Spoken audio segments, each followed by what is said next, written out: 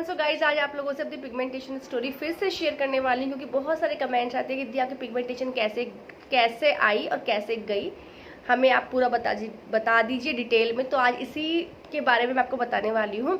तो guys start करती हूँ ज़्यादा वक्त ना लेते हुए। तो बस अगर चैनल ज़रा सा भी यूज़फुल लगता है तो प्लीज़ लाइक शेयर सब्सक्राइब जरूर कीजिएगा। तो गाइज पिगमेंटेशन की बात करते हैं तो पहले मेरे को पिगमेंटेशन आफ्टर डिलीवरी आई। आफ्टर डिलीवरी के बाद क्या हुआ, मुझे पिगमेंटेशन आना स्टार्ट हो गई। स्टार्टिंग में मैंने ध्यान नहीं दिया, मुझे लगा हल्के हल्के से स्पॉट्स आ रहे हैं, मेरे को ध्यान भी नहीं पिगमेंटेशन ऐसा कहीं मुझे आ सकती है।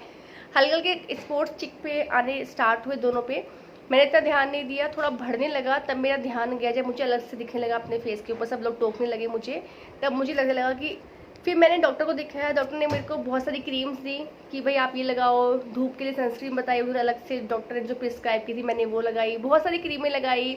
फिर मैंने होम्योपैथिक ट्रीटमेंट लिया कुछ टाइम तक, मुझे बोला कि मतलब बॉडी डिटॉक्स हो जाएगी तो ठीक हो जाएगा।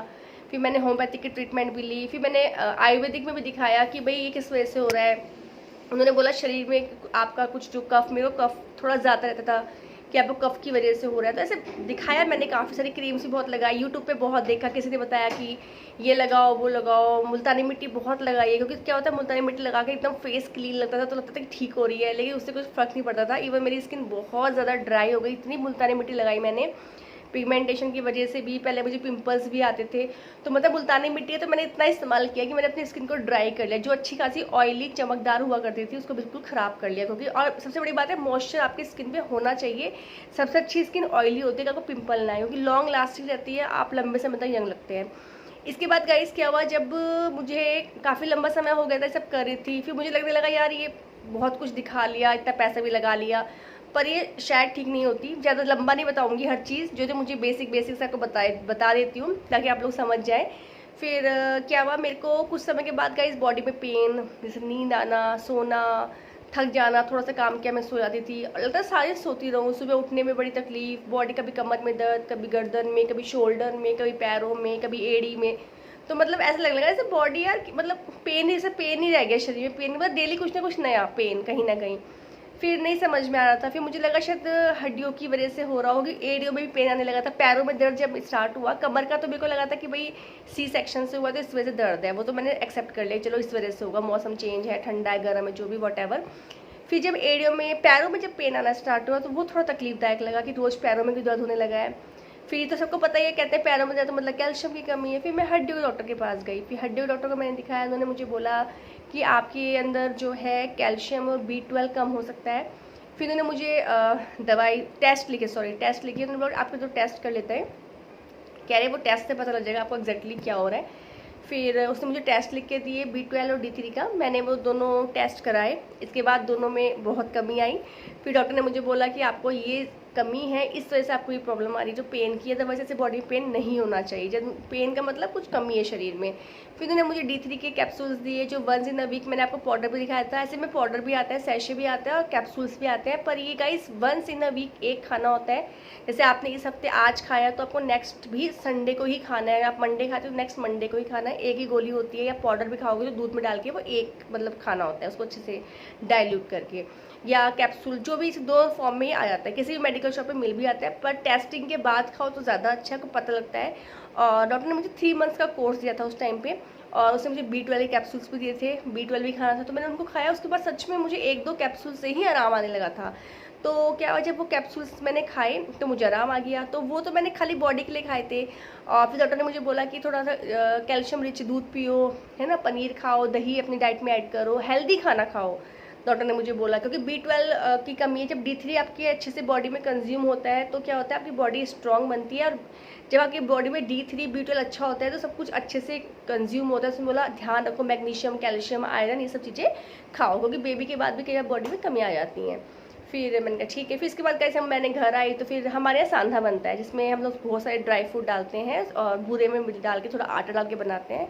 जो लोग, काफ़ी लोग जानते होंगे, काफ़ी लोग नहीं जानते कि उसमें गोंद डलता है, गोंद होता है जो छोटे छोटे आता है, उसको घी में डाल तो फूल जाता है, बहुत टेस्टी होता है वो। तो उसके वो कहते हैं कि वो कमर दर्द के लिए बहुत अच्छा होता है। तो फिर मैंने सोचा कि मेरे को कैल्शियम की कमी है, दवाई तो मैं खा ही रही हूँ, साथ में मैं सोचा क्यों ना लड्डू वड्डू या सांधा बना लेती हूँ। तो मैंने सांधा बनाया, जिसमें मैंने खूब सारे मखाने, काजू, बादाम और क्या नाम है ये गोंद, खूब सारा गोंद डाल के मैंने वो बना लिया। और सर्दी का मौसम था और मैंने खूब खाया। तो गाइस इसके बाद जब मैं वो खाने लगी, फिर डॉक्टर ने बोला फ्रूट्स भी खाने, मैंने केले स्टार्ट करे खाने दूध टाइम पे। थोड़ा रूटीन में आई, क्या था पहले कुछ खाया नहीं खाया ऐसा था, पर फिर मेरे को लगा कि भाई नहीं, कमी है तो उसको पूरा तो करना ही है। फिर मैंने अच्छे से खाना पीना शुरू किया, जैसे कि मैंने फ्रूट्स फिक्स कर दिए, दूध मेरे को लेना ही लेना, 2 गिलास सुबह पीती थी, दही खाने स्टार्ट कर दी है ना, फ्रूट्स के साथ साथ मैंने फिर खाना टाइम पे खाना शुरू कर दिया। तो और मैंने स्प्राउट्स, उन दिनों मैंने स्प्राउट्स भी बहुत खाए। तो मैंने जैसे कि कहते हैं ना प्रोटीन रिच डाइट होती है तो मसल्स बनते हैं, तो उसमें मैंने प्रोटीन में डेली स्प्राउट्स का भी थोड़ा से ज़्यादा नहीं, 1 मुट्ठी स्प्राउट्स डेली भिगा के खाने लगी मैं।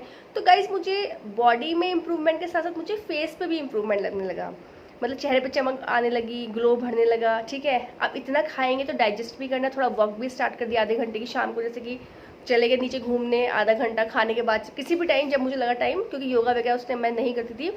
प्राणायाम मैं शुरू से करती हूँ, प्राणायाम में मेरे को स्पेशली मतलब ऐसा है कि प्राणायाम से मुझे बहुत प्यार है और मुझे तो लगता है कि प्राणायाम बहुत ज़रूरी है जीवन के लिए, है ना। तो मैं प्राणायाम, तो मेरे को इन चीज़ों में शुरू से इंटरेस्ट था, योगा इन सब में, लेकिन कभी वही टाइम की कमी, कभी सुबह की लेजीनेस, कभी क्या नाम है सुबह सोचा करूँगी पर लेट उठी, फिर और लेट हो गया, सोचा योगा करूँगी तो बाकी काम कौन करेगा। तो इस तरह से प्रॉपर सिस्टमेटिक नहीं था।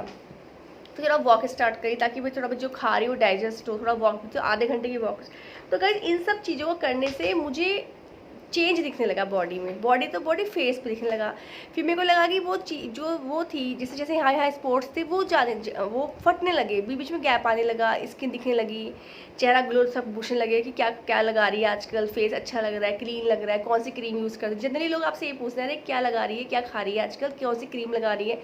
तो मेरे को सब नीचे फ्रेंड्स पूछने लगे क्या लगा रही है, फेस क्लीन लगने लगा। तो तब जाके भी मेरे को ऑब्जर्व किया, मैंने कहा यार मैंने अच्छा खाना खाना स्टार्ट किया, कैल्शियम की कमी थी, B12 कमी थी, तो कुल ओवरऑल मतलब फिर मेरे को ये लगा कि हाँ ये डाइट प्लान ही है, तो कि मतलब अगर ये जा सकती है, क्योंकि मैंने भी बहुत क्रीमें यूज़ कर ली थी, ट्रीटमेंट ले ली थी, तो मेरे को ऐसा लगा, हो सकता है कोई ठीक, मैं ये नहीं बोलूँगी, हो सकता है कुछ ऐसी क्रीमें भी हों अच्छी, पर मेरे को जो ऑब्जर्व, तो गाइस ये जो बताया इसे मेरा पर्सनल ऑब्जर्वेशन है, जो जिससे मुझे लगा, तब मुझे ऐसा लगा कि शायद अगर ये जा सकती है, वरना फिर नहीं जाती है। मतलब ये मेरा पर्सनल ऑब्जर्वेशन है, ऐसा नहीं कहूँगी कि मैं थोप रही हूँ आप लोगों पे कि हाँ ऐसा ही होता है, क्योंकि मैं एक सिंगल नहीं हूँ, ऐसे करोड़ों लोग हैं जिनको पिगमेंटेशन की प्रॉब्लम है, पिंपल्स की प्रॉब्लम है ना, डार्क स्पॉट्स हैं, टैनिंग हो रखी है, स्किन जाती नहीं है ना, स्किन का माथा किसी का काला पड़ने लगता है अचानक से, किसी नीचे का, तो वो अपनी अपनी बॉडी है। पर मेरे को ऐसा लगा कि शायद ये खाने पीने का और एक स्ट्रेस फ्री लाइफ का एक रीज़न है बहुत बड़ा, जिसकी वजह से आ जाती हैं। तो अगर एक स्ट्रेस फ्री लाइफ हम जीते हैं, टेंशन से मुक्त लाइफ, खुश जितना रहते हैं, खाते जितने मन से हैं, एक अच्छी डाइट अगर हम लेते हैं, तो पिगमेंटेशन को हम हरा सकते हैं, इसको क्योर कर सकते हैं। तो मैंने ये पाया कि जब मैंने अच्छा खाना शुरू किया तो चेहरे का ग्लो ऑटोमेटिकली बढ़ा। अच्छा सबसे बड़ी बात है पानी, मैं पानी कैसे पीती, दिन में मुश्किल 2 या 3 गिलास पानी पीती थी। डॉक्टर सीरियसली आप बिलीव नहीं करेंगे, मेरा पानी बहुत कम था। मतलब अगर मैंने खाना खाया तो उस टाइम तो मुझे प्यास लगती थी, तो खाने के साथ ही पानी पी लेती थी, इसके बाद घंटों घंटों पानी नहीं, शाम शाम तक पानी नहीं। तो पानी मेरा कम से कम पूरे में मुश्किल 2 या 3 गिलास होता होगा, इससे ज़्यादा नहीं। पर बाद में मैंने पानी भी इंक्रीज़ किया, पानी, क्योंकि पानी क्या होता है, पानी आपको गैसेस नहीं बने देता, पानी आपके पेट को अच्छा होता है। हमारी बॉडी में क्या है, मोस्टली पानी तो होता है, शरीर ना हर जगह पानी पानी है, तो पानी बहुत इंपॉर्टेंट है शरीर के लिए, पानी की बहुत ज़रूरत है हमारे शरीर को। अगर आप चाहते हैं गैस एसिडिटी ना बने, तो पानी का इंटेक अच्छा रखना बहुत ज़रूरी है हमारी आंतों के लिए, हमारे पेट के लिए। तो गाइस ये सब मैंने ऑब्जर्व किया, तो इस चीज़ों से मुझे फ़र्क लगा, तब मैंने समझा कि एक डाइट ही इसको ठीक कर सकती है। ठीक है, बाकी ये गाइस अप टू आपके ऊपर है, ऐसा नहीं है कि आप इसी को फॉलो करो, आप चाहो तो किसी डॉक्टर का ट्रीटमेंट ले सकते हो, वो आपकी चॉइस है, आप दिखा भी सकते हो, एक बार किसी से ओपिनियन भी ले सकते हो, क्या पता कोई अच्छा डॉक्टर हो जाए, क्योंकि बहुत तरह के डॉक्टर हैं, हो सकता है कोई अच्छी चीज़ बता दे। पर मेरा ये ऑब्जर्वेशन है, मेरी पर्सनल सोच है कि मुझे ऐसा लगा कि इस चीज़ से ये ठीक हो सकती है, क्योंकि मुझे उस चीज़ से आराम मिला। और बस आज के लिए इतना ही, यही बताना था। ये जितना मुझे याद था मैंने सब बताई थी ऑलमोस्ट आपको, क्योंकि ऐसे ऐसे मेरे को आराम हुआ था। तो आप लोग भी अगर चाहते हैं, देखो मैं ये कहती हूँ, अगर आप ऐसा नहीं कि आप कम वो हो कि कोई बाउंड हो, पर अगर जैसे आप बहुत चीज़ें ट्राई कर चुके हो, जैसे कि बहुत लोग हैं पैसा लगा चुके हैं, डॉक्टर को दिखा जो भी थक गए हैं, तो आप एक बार ट्राई कर सकते हो, क्या पता आपको रिजल्ट मिल जाए ना। बाकी आपके ऊपर है, आपकी बॉडी कैसे रिएक्ट करती है उस चीज़ को। तो आप ट्राई कर सकते हैं, है ना। मैं ये नहीं कहूँगी कि बिल्कुल ही करो ही करो करो, वो आपकी चॉइस है, पर जब सब कुछ ट्राई कर सकते हो, कर चुके हो, तो एक बार ये ट्राई करके देख लो, क्या पता इससे आराम आ जाए ना।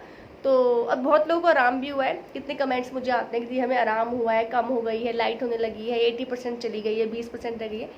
तो ये था मेरा पर्सनल ऑब्जर्वेशन। सो आज के लिए इतना ही। Thank you so much. मिलेंगे जल्दी नेक्स्ट वीडियो में। बाय।